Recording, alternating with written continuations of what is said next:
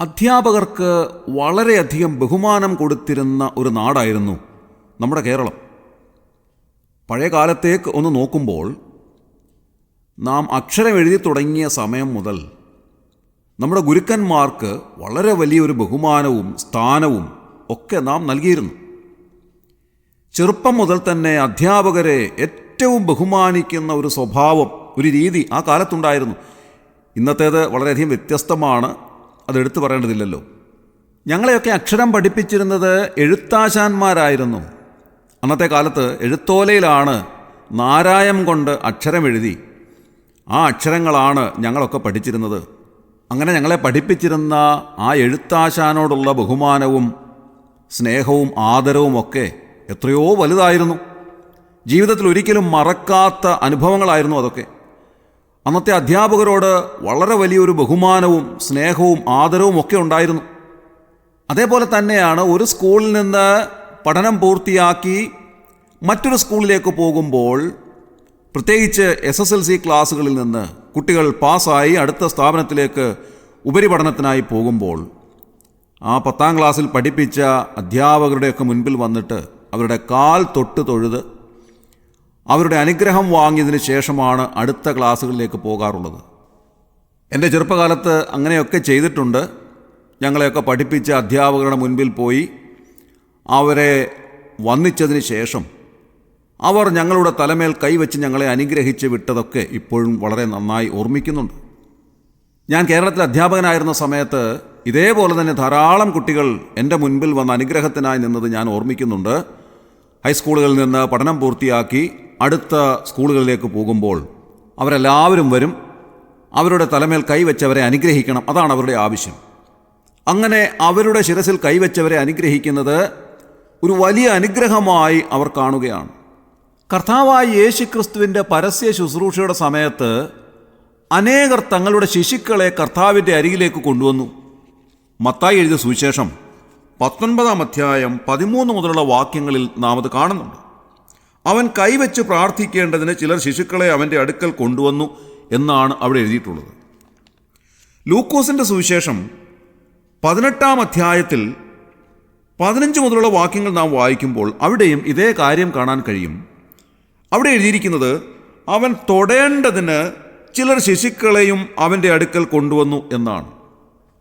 കർത്താവ് അവരെ ഒന്ന് തൊടണം, അതായിരുന്നു അവരുടെ ആവശ്യം. കർത്താവ് നമ്മുടെ മേൽ ഒന്ന് തൊടുന്നത് തീർച്ചയായും വ്യത്യസ്തമായ അനുഭവമുണ്ടാക്കുന്ന ഒരു കാര്യമാണ്. സാധാരണ മനുഷ്യർ നമ്മെ തൊടുന്നത് പോലെ അല്ല കർത്താവിൻ്റെ സ്പർശം. ഈ ശിശുക്കളെയും കൊണ്ട് കർത്താവിൻ്റെ അരികിലേക്ക് വന്നിരിക്കുന്നവർക്ക് വളരെ വ്യക്തമായി അറിയാവുന്ന ചില കാര്യങ്ങളുണ്ട്. അതെന്തൊക്കെയാണ്? കർത്താവ് തൊട്ട പലരുടെയും ചരിത്രം അവർക്കറിയാം. അവൻ തൊട്ടപ്പോൾ അനേകരുടെ ജീവിതം തന്നെ മാറി മറിഞ്ഞിട്ടുണ്ട്. അനേകരെ അവിടുന്ന് സ്പർശിച്ചപ്പോൾ അവർക്ക് സൗഖ്യം ലഭിച്ചിട്ടുണ്ട്. അന്ധർക്ക് കാഴ്ച ലഭിച്ചു, കുഷ്ഠരോഗികൾക്ക് സൗഖ്യം ലഭിച്ചു, ദീനക്കാർക്ക് സൗഖ്യം ലഭിച്ചു, മരിച്ചവർ ഉയർത്തെഴുന്നേറ്റു. അങ്ങനെ അങ്ങോട്ട് നോക്കുമ്പോൾ എത്രയോ അത്ഭുതകരമായ കാര്യങ്ങൾ അവിടുത്തെ സ്പർശത്തിലൂടെ ലഭിച്ചിട്ടുണ്ട്. ഇത് നന്നായി അറിയാവുന്നവരാണ് തങ്ങളുടെ ശിശുക്കളെയും കൊണ്ട് കർത്താവിൻ്റെ അരികിലേക്ക് വന്നിരിക്കുന്നത്. എന്നാൽ നാം വായിക്കുന്നത് ശിഷ്യന്മാർ അവരെ വിലക്കി എന്നാണ്. കർത്താവിൻ്റെ അരികിലേക്ക് വരാതിരിക്കാൻ തക്കവണ്ണം അവരെ വിലക്കി, അവരെ മാറ്റി നിർത്തി. എന്നാൽ അവിടുന്ന് അവരെ അരികത്ത് വിളിച്ചു. എന്നിട്ട് ശിഷ്യന്മാരോട് പറയുകയാണ്, നിങ്ങൾ തിരിഞ്ഞ് ശിശുക്കളെപ്പോലെ ആകണം, അല്ലെങ്കിൽ നിങ്ങൾക്ക് സ്വർഗരാജ്യത്തിൽ പ്രവേശിക്കുവാൻ സാധ്യമല്ല. ഇന്ന് രാവിലെ ഈ വലിയവനായ ദൈവം നമ്മെ അനുഗ്രഹത്തിനായി സ്പർശിക്കണം എന്നാഗ്രഹിക്കുന്നവരാണ് എല്ലാവരും എന്ന് ഞാൻ വിചാരിക്കുന്നു. കർത്താവ് നമ്മെ ഒന്ന് സ്പർശിച്ചിരുന്നെങ്കിൽ, അവിടുന്ന് നമ്മെ ഒന്ന് അനുഗ്രഹിച്ചിരുന്നെങ്കിൽ, അവിടുത്തെ കരം നമ്മുടെ ശിരസിന്മീതെ ഒന്ന് വെച്ചിരുന്നെങ്കിൽ എത്രയോ നന്നായിരുന്നു എന്ന് നാം ആഗ്രഹിക്കുന്നു. അത് വാസ്തവത്തിൽ അനുഗ്രഹത്തിൻ്റെ ഏറ്റവും വലിയ മുഖാന്തരമാണ്. ആ കർത്താവിൻ്റെ അരികിലേക്ക് ഇന്ന് രാവിലെ ഒന്ന് അടുത്ത് ചെല്ലാം. അവിടുന്ന് ആരാണെന്ന് അറിഞ്ഞ് അടുത്ത് ചെല്ലുവാൻ ഇടയായിത്തീരണം. അവിടുന്ന് സർവ്വഅഖിലാണ്ടത്തെ നിർമ്മിച്ച അത്യുന്നതനായ ദൈവമാണ്.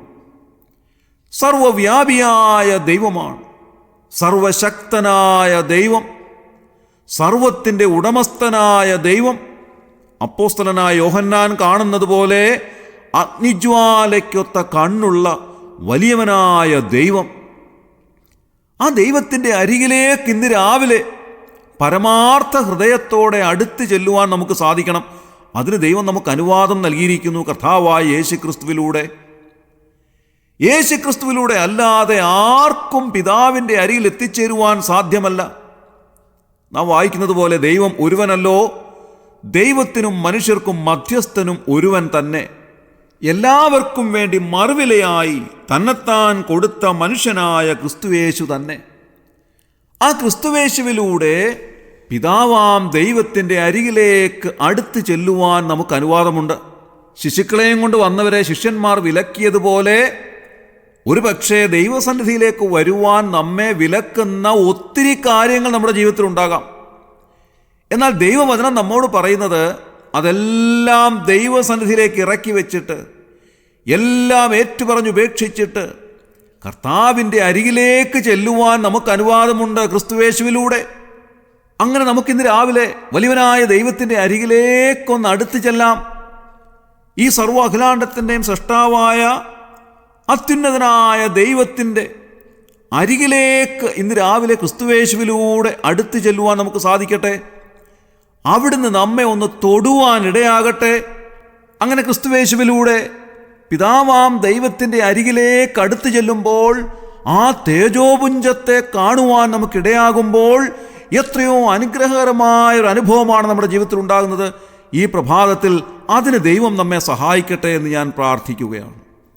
നമുക്ക് മനുഷ്യരാണല്ലോ, മനുഷ്യ ജീവിതത്തിൽ ഒരുപാട് ബുദ്ധിമുട്ടുകളും പ്രയാസങ്ങളും കഷ്ടതകളും ഞെരുക്കങ്ങളും ഇല്ലായ്മകളും ഒക്കെ ഉണ്ട്.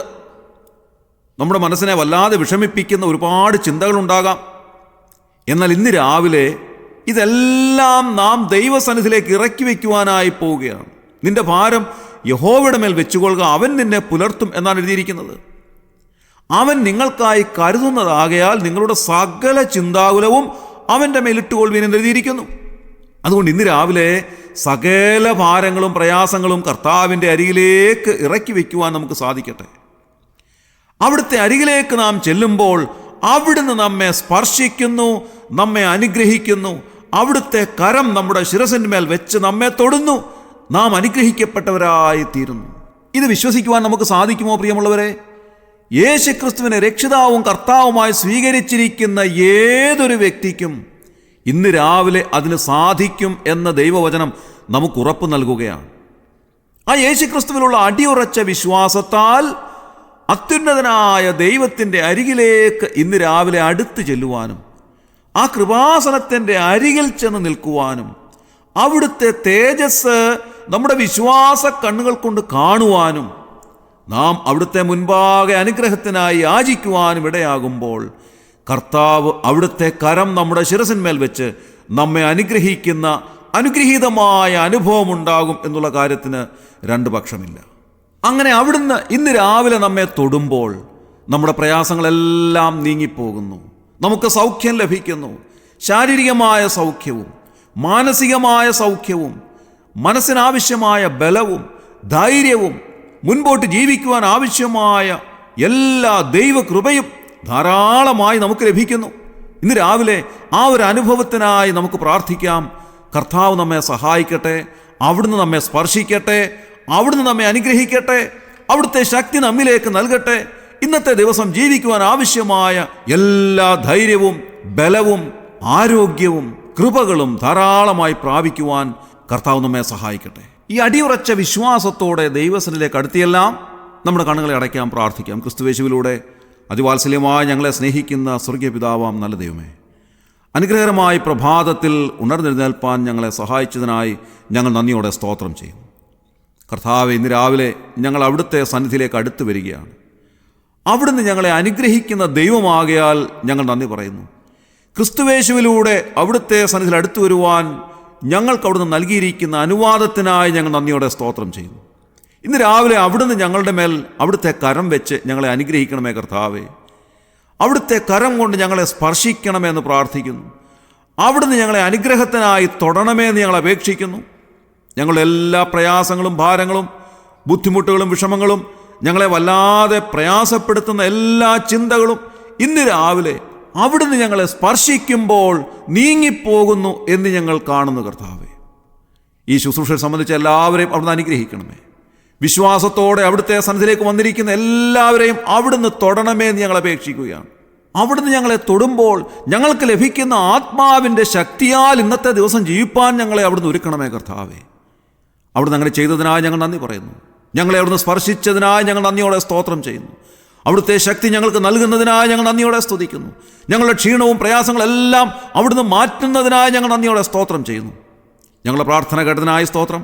ഞങ്ങളുടെ കർത്താവിൻ്റെ രക്ഷിതാവുമായ യേശു ക്രിസ്തുവിൻ്റെ ധന്യമായ നാമത്തിൽ തന്നെ ആമേൻ.